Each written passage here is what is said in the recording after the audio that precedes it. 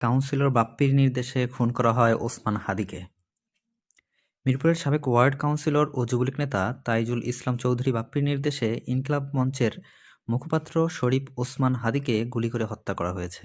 মঙ্গলবার DMP media সেন্টারে এক সংবাদ সম্মেলনে ঢাকা মহানগর পুলিশের অতিরিক্ত কমিশনার ডিবি মোহাম্মদ শফিকুল ইসলাম এ তথ্য জানান। এ মামলায় ১৭ জনকে অভিযুক্ত করে মঙ্গলবার আদালতে অভিযোগপত্র বা চার্জশিট দিয়েছে তদন্তকারী সংস্থা। চার্জশিট দেওয়ার পর ডিবি প্রধান বলেন, অভিযুক্ত ১৭ জনের মধ্যে ১২ জনকে গ্রেপ্তার করা হয়েছে এবং ৫ জন পলাতক রয়েছেন।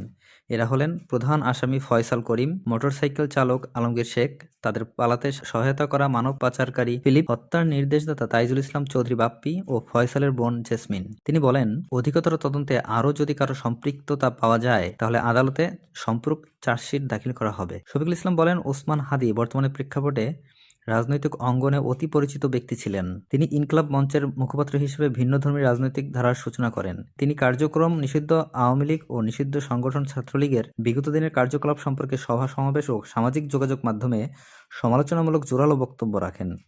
তার বক্তব্যে ছাত্রলীগ ও এর সংগঠনের নেতাকর্মীরা ক্ষুব্ধ হন। ওসমান হাদিকে গুলি করা ফয়সাল নিষিদ্ধ ঘোষিত ছাত্রলীগের রাজনীতির সঙ্গে জড়িত ছিলেন। ফয়সাল ও আলমগীরকে পলায়নে সহায়তা করা তাইজুল ইসলাম চৌধুরী বাপ্পী পল্লবী থানা যুবলীগের সভাপতি ও ৬ নম্বর ওয়ার্ডের আওয়ামী লীগ মনোনীত কাউন্সিলর ছিলেন। কাজেই আসামিদের রাজনৈতিক পরিচয় ও ভুক্তভোগীর পূর্ববর্তী রাজনৈতিক বক্তব্য থেকে তদন্তে প্রকাশ পায় যে রাজনৈতিক প্রতিহিংসার কারণে ওসমান হাদিকে গুলি করে হত্যা করা হয়। সার্বিক তদন্ত ও সাক্ষ্য প্রমাণে গ্রেপ্তার আসামিদের স্বীকারোক্তিমূলক জবানবন্দি ফৌজদারি কার্যবিধি ১৬৪ ধারায় রেকর্ড করা হয়।